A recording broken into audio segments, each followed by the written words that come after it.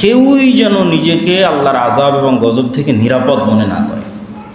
যেই নিজেকে নিরাপদ মনে করবে সে ক্ষতিগ্রস্ত। এই নিরাপদ মনে করাটাই তার ক্ষতিগ্রস্ত হওয়ার জন্য যথেষ্ট।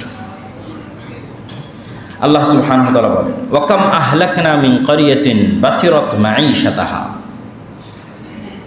আমি এরকম কত উন্নত সভ্যতা ধ্বংস করে দিয়েছি, উন্নত প্রযুক্তি এবং সভ্যতা ধ্বংস করে দিয়েছি, যাদের উন্নত প্রযুক্তি এবং উন্নত সভ্যতা তাদেরকে অহংকারী করে তুলেছিল। মানুষ মনে করে আজকের আমেরিকা, আজকের দুবাই, আজকের সিঙ্গাপুর এটাই হয়তো পৃথিবীর সবচেয়ে উন্নত সভ্যতা। কিন্তু কোরআনের ধারা বিবরণীতে বোঝা যায় যে আল্লাহ সুবহানাহু ওয়া তাআলার বর্ণনা অনুযায়ী অতীতে আল্লাহ যাদেরকে ধ্বংস করে দিয়েছে তারা আজকের চাইতেও বেশি পাওয়ারফুল, বেশি শক্তিশালী, বেশি সভ্য এবং বেশি উন্নত প্রযুক্তির অধিকারী ছিল। মানে আজকের যেমন দুবাই নগরী আছে, আজকের যেমন গুলশান বনানী আছে, এইরকম উন্নত শহর, উন্নত সভ্যতা অতীতেও ছিল।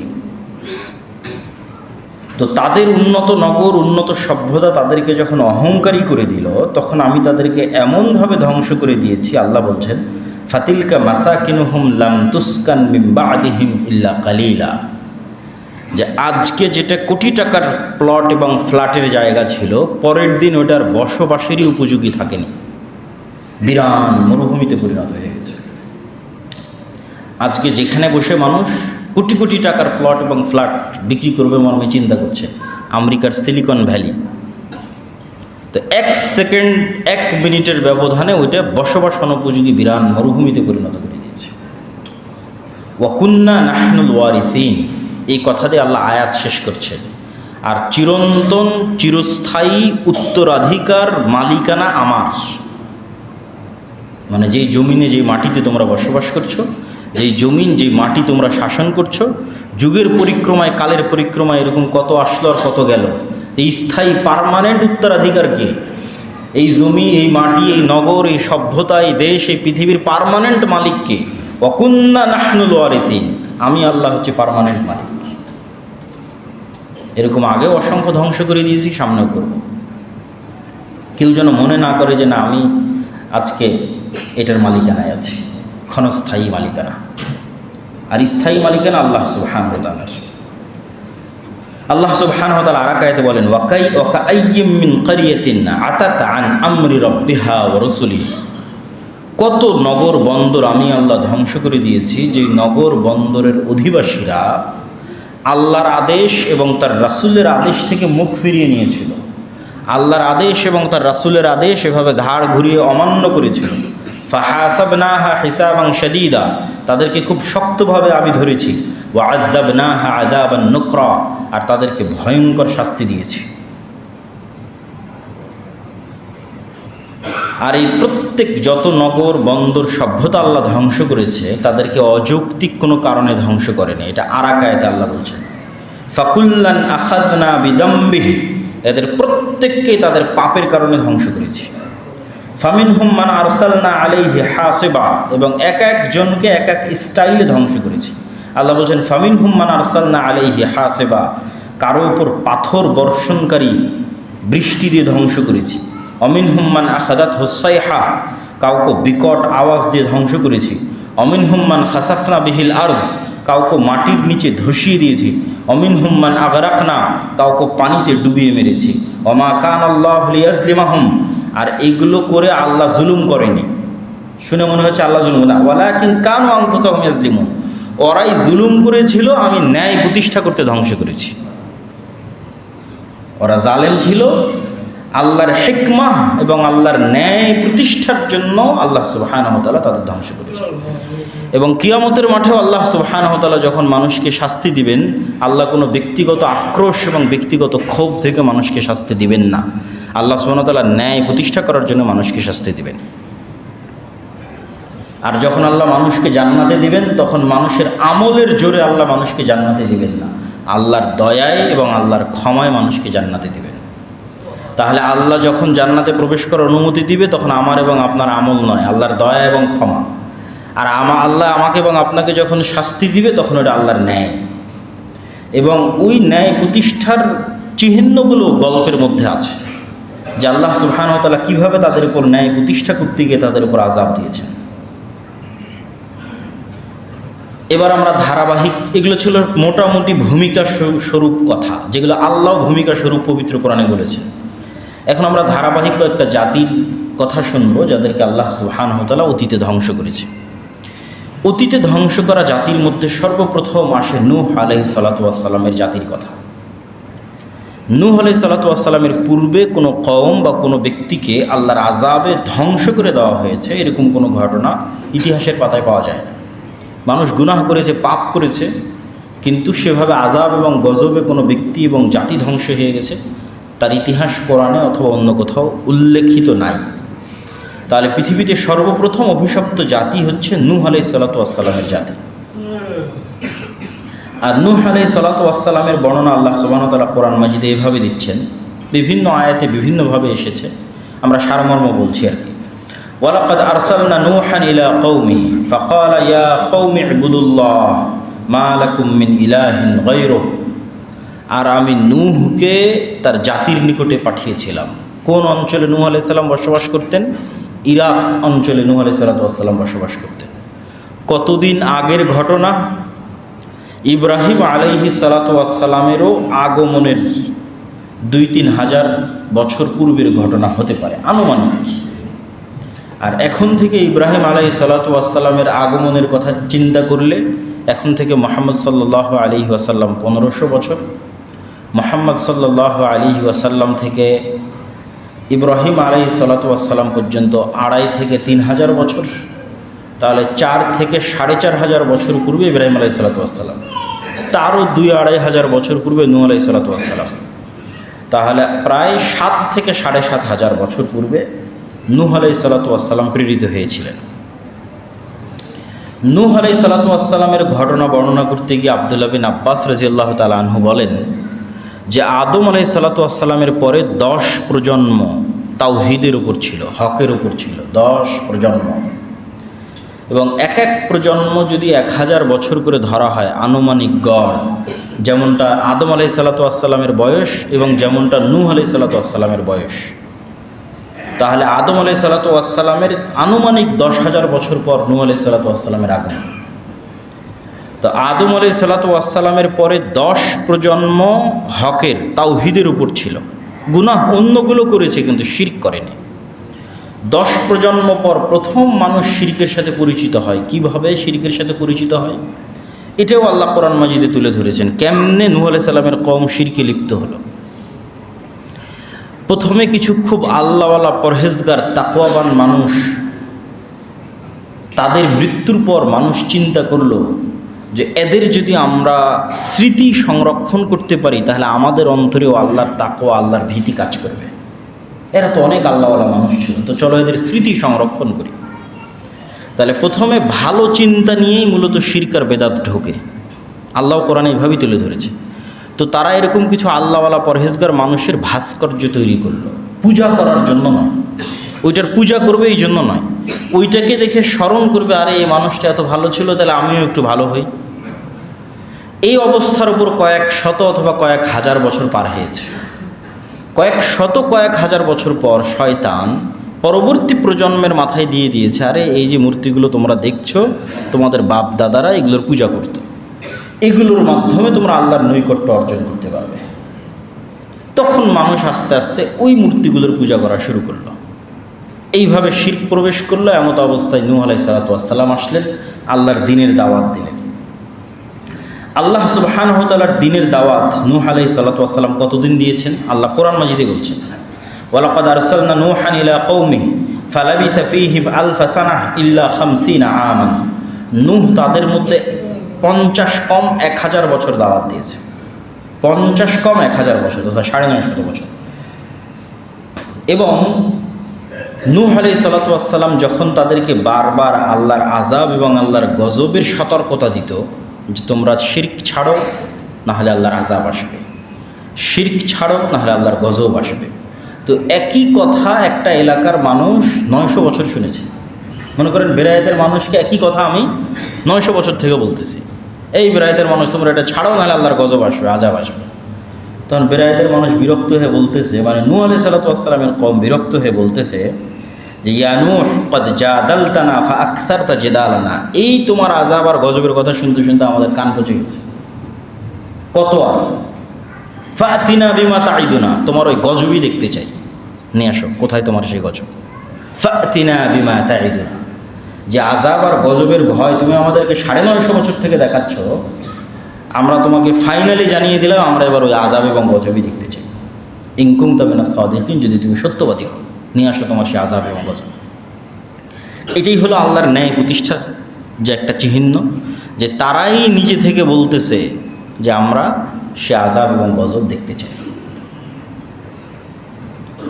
তো নূহ আলাইহিস সালাতু ওয়াস সালামের দোয়া আল্লাহ সুবহানাহু ওয়া তাআলা কোরআন মাজিদের অন্য আর কিছু আয়াতে তুলে ধরেছেন, যে আল্লাহ নূহ আলাইহিস সালাতু ওয়াস সালাম আল্লাহর কাছে খুব ভয়াবহ দোয়া করেছেন, যে লা তাযার ফিল আরদি কাফিরিনা দাইয়ারা, যে আল্লাহ একটা কাফেরও যেন পৃথিবীতে বেঁচে না থাকে, অবশিষ্ট না থাকে, এইভাবে ভয়ঙ্কর আপনি আযাব এদের উপর দেন। তারপরে আল্লাহ সুবহানাহু ওয়া তাআলা নূহ আলাইহিস সালাতু ওয়াস সালামকে কি আদেশ দিলেন, ওয়াসনাইল ফুলকা বিআয়ুনিনা ওয়া ওয়াহয়িনা, আল্লাহ নূহ আলাইহিস সালামকে শিখিয়ে দিলেন কিভাবে নৌকা বানাতে হবে। হয়তো পৃথিবীর প্রথম সমুদ্র সভ্যতা অথবা নৌকার সভ্যতা নূহ আলাইহিস সালাতু ওয়াস সালামের হাত দিয়ে তৈরি হচ্ছে, আল্লাহু আ'লাম, আল্লাহ ভালো জানেন। ওয়াসনাউল ফুলকা ওয়া কুল্লামা মাররা আলাইহি মালাউ মিন কওমিহি সাখিরু মিন, যতবারই নূহ আলাইহিস সালাতু ওয়াস সালামের কওম এই নৌকা বানানো অবস্থায় আর পাশ দিয়ে অতিক্রম করত, ততবারই তারা ঠাট্টা করতো নূহ আলাইহিস সালাতু ওয়াস সালামের। তো আল্লাহ বলছেন ইন তাসখারু মিন্না, আজকে তুমি আমার নবীর ঠাট্টা করতেছো, ফা ইন্না নাসখারু মিনকুম কামা তাসখারুন, অচিরেই সেই দিন আসবে যেদিন আমি আল্লাহ তোমাদের সাথে ঠাট্টা করব। তো আল্লাহর ঠাট্টা তো অনেক ভয়ঙ্কর, অনেক ভয়াবহ। ফাসাউফা তা'লামুনা মান ইয়াতিহি আযাবুন ইউখজিহি, সেই দিন তোমরা বুঝতে পারবে যে আল্লাহ সুবহানাহু ওয়া তাআলার আযাব কেমন। এবার আল্লাহ নূহ আলাইহিস সালাতু ওয়াস সালামকে আদেশ দিলেন, হাত্তা ইযা জাআ আমরুনা ওয়া ফারাত তান্নুর কুল নাহমিল ফিহা মিন কুল্লিন যাওজাইন ইসনাইন, প্রত্যেক প্রাণী থেকে এক জোড়া করে নৌকায় উঠিয়ে নাও, ওয়া আহলাকা ইল্লা মান সাবাকা আলাইহিল কওল, আর যারা ঈমান আনয়ন করেছে তাদের উঠিয়ে নাও। ওয়া ক্বালা আরকাবু ফিহা বিসমিল্লাহি মাজরিহা ওয়া মুরসাহা ইন্না রাব্বি লাগফুরুর রহিম, আর এই দোয়া পড়ে বিসমিল্লাহ বলে তুমি নৌকায় আরোহণ করো। ওয়াহিয়া তাজরি বিহিম ফি মাউজিন কাল জিবাল ওয়া নাদা নূহুন ইবনুহু, আর এই নৌকা চলতে লাগলো এমন ঢেউয়ের মধ্যে দিয়ে যে ঢেউয়ের উচ্চতা ছিল পাহাড় সমপরিমাণ। ওয়াহিয়া তাজরি বিহিম ফি মাউজিন কাল জিবাল, যে ঢেউয়ের উচ্চতা ছিল পাহাড় সমপরিমাণ। কত উঁচু পাহাড় সমপরিমাণ, আল্লাহু আ'লাম। এবং সকল মুফাসসিরিনে কেরাম একমত যে সারা পৃথিবী পানিতে ডুবে গেছিল এবং সারা পৃথিবীর কোথাও কোনো উঁচু জায়গা বাকি ছিল না, তথা নিচে শুধু পানি আর উপরে শুধু আকাশ। তা আজকের যে মহাসমুদ্রগুলো আছে, মনে করেন পুরো পৃথিবী মহাসমুদ্র, বড় বড় মহাসমুদ্র আছে, মনে করেন পুরো পৃথিবী মহাসমুদ্র হয়ে গেছে, আর উপরে শুধু আকাশ আছে।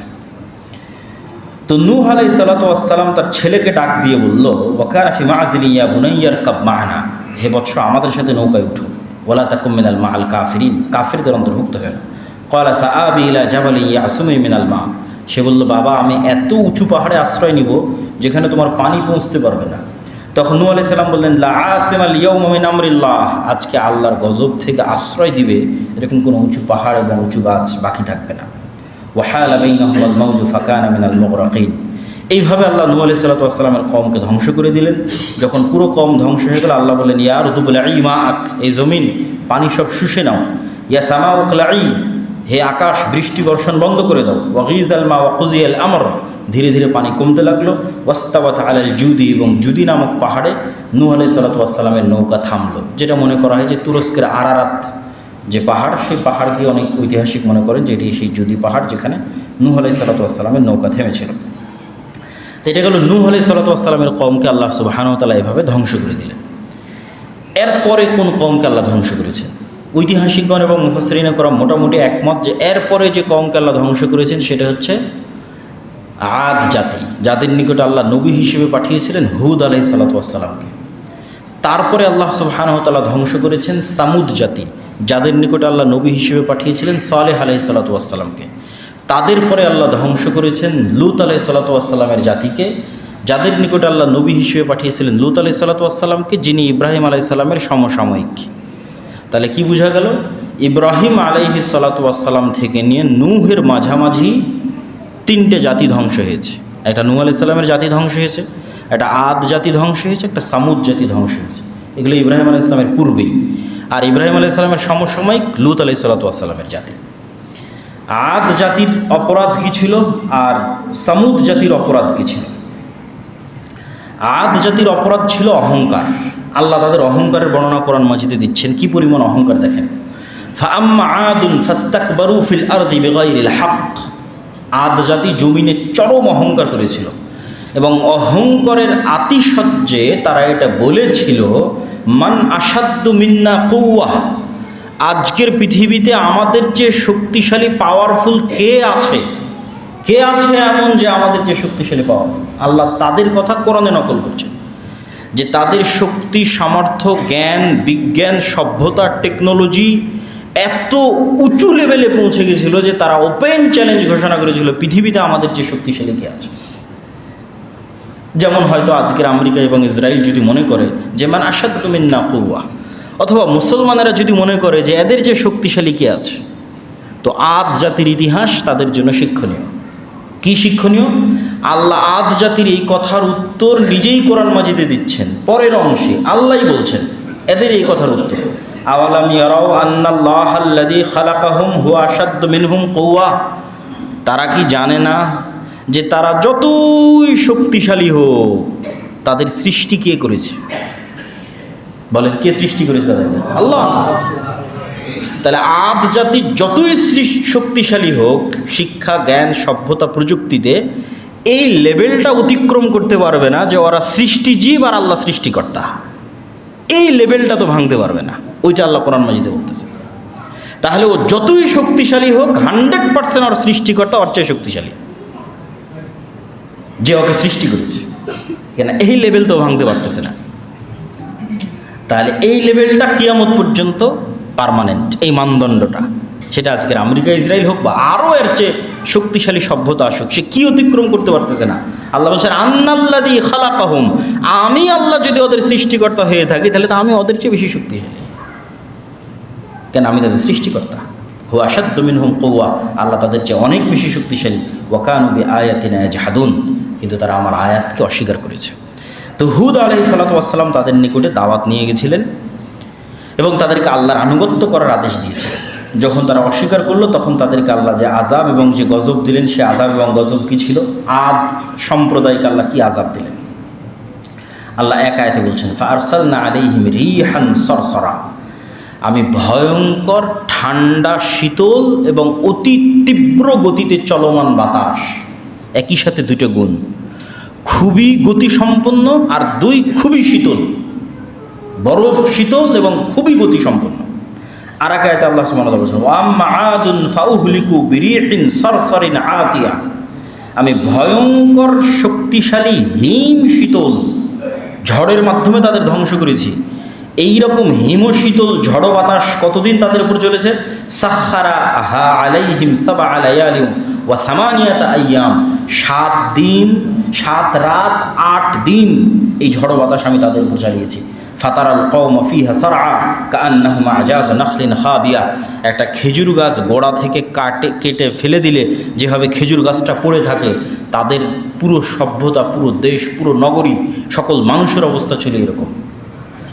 এইরকম ভয়ঙ্কর ঝড় বাতাস আমি তাদের উপর পাঠিয়েছিলাম। অনেক মুফাসসিরিন ইকরাম লিখেছে যে বাতাসের তীব্রতা এমন ছিল যে আসলেই আল্লাহ যে উদাহরণ দিয়েছেন ওই রকমই ঘটেছে। মানে এই পুরো বিল্ডিং যেই দিক দিয়ে বাতাসের তীব্রতা গেছে করাতের মতো কেটে গেছে, মানুষের শরীরের মধ্যে দিয়ে ঢুকে গেছে তো মানুষের শরীর কেটে গেছে, বাড়ি ঘরের উপর দিয়ে চলে গেছে তো ওইটা কেটে গেছে। আল্লাহ যে উদাহরণটা, এক্সাম্পলটা দিয়েছেন যে কাটা খেজুর গাছের ন্যায় তারা পড়েছিল। তো এটাকে অনেক মুফাসসিরিন ইকরাম বাস্তব অর্থে ধরেছেন যে বাতাসের গতির তীব্রতা এটা সংঘটিত হয়েছে। তাহলে আদ জাতিকে আল্লাহ সুবহানাহু ওয়া তাআলা এইভাবে ধ্বংস করলেন। এরপরে কোন জাতিকে আল্লাহ ধ্বংস করেছেন? সামুদ জাতি। আচ্ছা, আদ জাতি কোথায় বসবাস করত?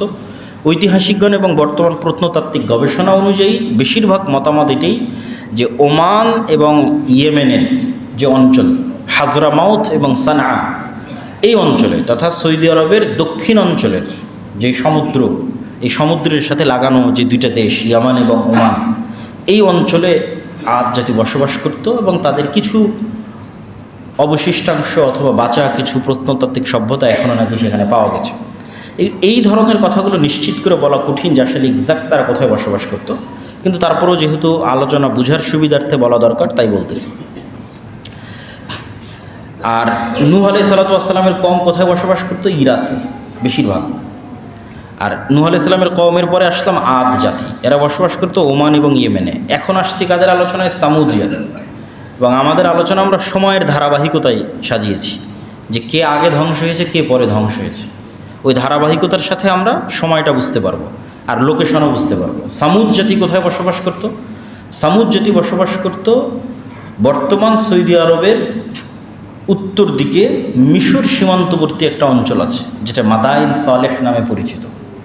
এখন ওখানে তারা পর্যটন এরিয়া তৈরি করেছে, আল ওলা, বিশাল পর্যটন এরিয়া তৈরি করেছে এই অঞ্চলগুলোকে সামনে রেখেই, যে অঞ্চলগুলোতে আল্লাহ অভিশপ্ত জাতিদের ধ্বংস করে দিয়েছিলেন, যে অঞ্চলে রাসূল সাল্লাল্লাহু আলাইহি ওয়াসাল্লাম তাবুকের যুদ্ধের জন্য গেছিলেন, সেটা সামুদ জাতির অঞ্চল।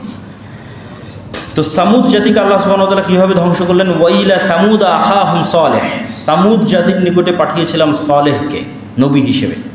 ক্বালা ইয়া কওমি ইবুদুল্লাহ মা লাকুম মিন ইলাহিন গায়রুহু, হে আমার জাতি, আল্লাহর ইবাদত করো, আল্লাহ ব্যতীত অন্য কারো আনুগত্য করিও না। আর আমি আল্লাহর পক্ষ থেকে তোমাদের জন্য একটা নিদর্শন নিয়ে এসেছি। ঘটনা হচ্ছে, যখন সালেহ আলাইহিস সালাতু ওয়াস সালাম তাদেরকে দাওয়াত দেওয়া শুরু করলেন, তখন তারা সালেহ আলাইহিস সালাতু ওয়াস সালামের কাছে দেখতে চাইল যে তুমি যে নবী তার প্রমাণে তুমি কিছু হাজির করো। তো আল্লাহর মূলনীতি হচ্ছে, যখনই কোনো স্পষ্ট প্রমাণ আল্লাহ দিয়ে দেন তখন গজব অবশ্যম্ভাবী যদি অস্বীকার করে। স্পষ্ট প্রমাণ আসার পর গজব অবশ্যম্ভাবী যদি অস্বীকার করে। এই জন্য সাধারণত নবী রাসূলদের কাছে স্পষ্ট প্রমাণ চাইতে হয় না, তাদের দাওয়াতের উপরই ঈমান আনতে হয়, যেটা উম্মতে মুহাম্মাদি করেছে, যেটা উম্মতে মুহাম্মাদি মুহাম্মদ সাল্লাল্লাহু আলাইহি ওয়াসাল্লামের দাওয়াতে ঈমান আনয়ন করেছে, এটাই হওয়া উচিত। কিন্তু যখন আপনি নবীকে বলবেন আপনি কিছু করে দেখান, আপনি যে নবী, তখন যদি নবী কিছু করে দেখায় আর আপনি যদি তারপরও অস্বীকার করেন তাহলে গজব 100% কনফার্ম। তো যখন তারা বললো যে আপনি কিছু আলামত দেখান, তারা অনেক চ্যালেঞ্জ মোবাহলা অনেক কিছু করার মাধ্যমে সালেহ আলাইহিস সালাতু ওয়াস সালাম একদম শূন্য থেকে, কোনো বর্ণনায় পাথরের মধ্যে থেকে, কোনো বর্ণনায় মাটি ফেড়ে, কোনো বর্ণনায় পাহাড় থেকে, তথা একদম নতুন, মানে কোনো কিছুর সন্তান হিসেবে নয়, একটা উটনি উপস্থিত করলেন।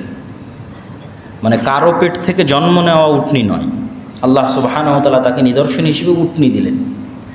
এবং এই উটনির জন্য বিধান দেওয়া হলো যে শর্ত হচ্ছে উটনি বের হবে, আর এই উটনির জন্য বিধান হচ্ছে যেই কুয়ায় তোমাদের পশু প্রাণী পানি পান করে ওই কুয়া একদিন এই উটনির জন্য খালি থাকবে। কেন? আল্লাহর নিদর্শনের এই উটনি প্রচুর পরিমাণে পানি পান করত। তাহলে যে একদিন তোমাদের পশু প্রাণী কুয়া থেকে পানি পাবে না, ওই একদিন তাদের ব্যবস্থা কি হবে? ওই একদিন আল্লাহর উটনি এত বেশি পরিমাণে দুধ দিবে যে গোটা এলাকা, গোটা গ্রাম, গোটা শহর ওই এক উটনির দুধ খেয়ে শেষ করতে পারবে না। এবং বাস্তবে তাই হলো। কিন্তু এই যে ছোট্ট অজুহাত, আল্লাহর নেয়ামতের মধ্যেও মানুষ যখন অজুহাত খোঁজে তখন ধ্বংস অবশ্যম্ভাবী। এইটাই একটা অজুহাতের রাস্তা তারা বের করলো, যে আমরা 7 দিনই আমাদের পশু প্রাণীকে পানি খাওয়াতে চাই, অথচ কোনো সমস্যা ছিল না। কেন? যে একদিন তাদের পশু প্রাণী পানি খেতে পারতো না, ওই একদিন আল্লাহ দুধের ব্যবস্থা করে রেখেছিল। কিন্তু যখন মানুষ অহংকারী হয় তখন নেয়ামত পাওয়ার পরেও, আল্লাহর নিদর্শন দেখার পরেও অজুহাত খোঁজে। তখন তারা অজুহাত দাঁড় করালো 7 দিনই আমাদের পশু প্রাণীদের পানির ব্যবস্থা করে দিতে হবে। তো শুআয়ব আলাইহিস সালাতু ওয়াস সালাম, সালেহ আলাইহিস সালাতু ওয়াস সালাম যখন এতে রাজি হলেন না, তখন তারা সিদ্ধান্ত নিল যে এই উটনিকে তারা হত্যা করবে অথবা মারবে। তখন সালেহ আলাইহিস সালাতু ওয়াস সালাম তাদেরকে নিষেধ করলেন যে তোমরা আল্লাহর এই উটনির যদি ক্ষতি করো তাহলে আযাব এবং গজব অবশ্যম্ভাবী। তখন তারা ওই একই চ্যালেঞ্জ গ্রহণ করলো। সেই চ্যালেঞ্জের বর্ণনা আল্লাহ কোরআন মাজিদের আয়াতেইভাবে দিচ্ছেন, ফাআকারুন নাকাহ, তারা উটনির হত্যা করলো অথবা উটনির পা কেটে নিল। ওয়া আতাউ আন আমরি রাব্বিহিম, এবং আল্লাহর আদেশ অমান্য করলো। এবং উটনিকে হত্যা করে অথবা উটনির পা কেটে সালেহ আলাইহিস সালামকে বলল, ইয়া সালেহ ইতিনা বিমা তাইদুনা, তুমি যে এতদিন বলতে যে এই উটনির ক্ষতি করলে নাকি আল্লাহর আযাব আসবে, এই যেন তোমার উটনিকে হত্যা করে দিয়েছি, এবার আল্লাহর আযাব কোথায় দেখাও, ইন কুনতা মিনাল মুরসালিন, যদি তুমি সত্যিই নবী হও। তাহলে নূহ আলাইহিস সালাতু ওয়াস সালামের কওম যেভাবে নূহ আলাইহিস সালাতু ওয়াস সালামকে বলল তুমি এতদিন যে আযাবের ভয় দেখাতে ওটা দেখাও, সালেহ আলাইহিস সালাতু ওয়াস সালামের কওমও একই অপরাধ লিপ্ত হলে এটি আল্লাহর ন্যায়পরায়ণতা, মানে শাস্তি ওদের উপর আসা অবশ্যম্ভাবী হয়ে গেছিল। আল্লাহ জালেম নন, ন্যায় প্রতিষ্ঠা করতে এখন শাস্তি দিতে হয়। নিদর্শন দেখার পরও অমান্য করেছে এবং চ্যালেঞ্জ দিচ্ছে পাল্টা, কোথায় সে আযাব দেখাও। তখন কি হলো, 3 দিন সালেহ আলাইহিস সালাতু ওয়াস সালাম বললেন 3 দিনের মধ্যে আল্লাহর গজব এবং আযাব আসবে। তারা এটা নিয়েও হাসি ঠাট্টা করল যে আযাব আসলে এখনই আসতো, 3 দিন আবার কিসের, যদি আযাব আসতো এখনই আসতো, 3 দিন কিসের। তো কিছু বর্ণনা অনুযায়ী পাওয়া যায় প্রথম দিন তাদের চেহারার রং পরিবর্তন হয়ে গেল, দ্বিতীয় দিন আরও পরিবর্তন হয়ে গেল এবং তৃতীয় দিন তাদের চেহারা পরিপূর্ণরূপে কালো রূপান্তর ধারণ করলো এবং বিকট আওয়াজ, যে বিকট আওয়াজে যে যে অবস্থায় ছিল সে অবস্থায় থেকে গেল। আরবি ইবারত হচ্ছে ফিদারিহিম জাসিমিন। জাসিমিন অর্থ হচ্ছে একদম জড় পদার্থের মতো, জড় বস্তুর মতো হয়ে যাও। আমি পানি খাচ্ছিলাম, বিকট আওয়াজ যখন হয়েছে তখন আমি এই পানি খাওয়া অবস্থাতে এইভাবেই স্টিল দাঁড়িয়ে মরে গেছি। আমি হয়তো খেলাধুলা করছিলাম, আমি হয়তো কোনো একটা কাজে লিপ্ত ছিলাম, যে কাজে যে অবস্থায় ছিল বিকট আওয়াজে সে অবস্থায় ওইভাবেই জড় বস্তু, জড় পদার্থের মতো হয়ে গেছে এবং মারা গেছে।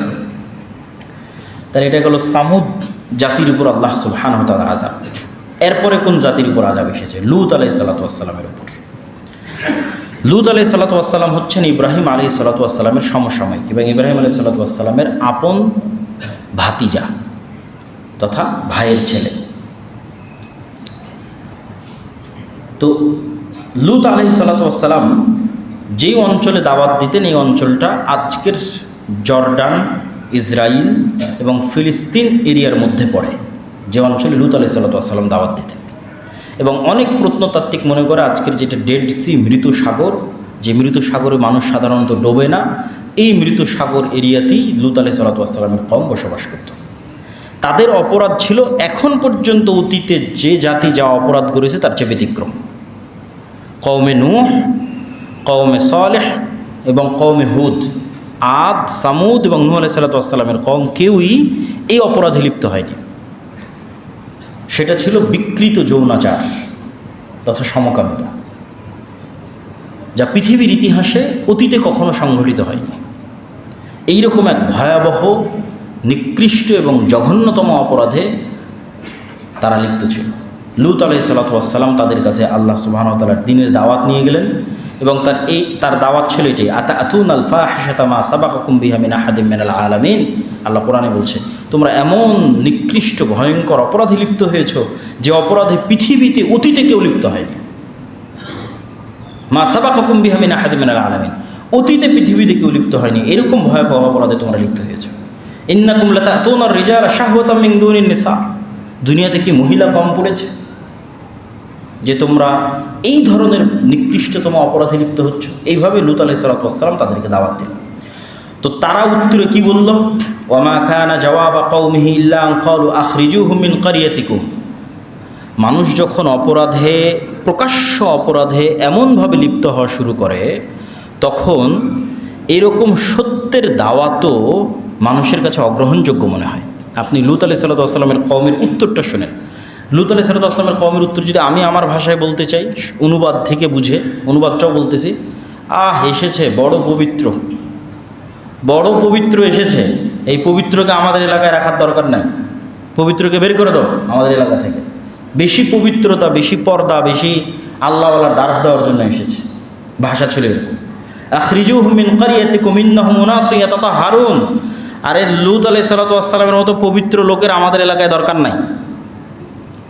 গান বাজনা শুনবে না, নাচ গান করতে দিবে না, ড্যান্স করতে দিবে না, এত ভালো মানুষের দরকার নাই, আমাদের এলাকা থেকে বের করতে।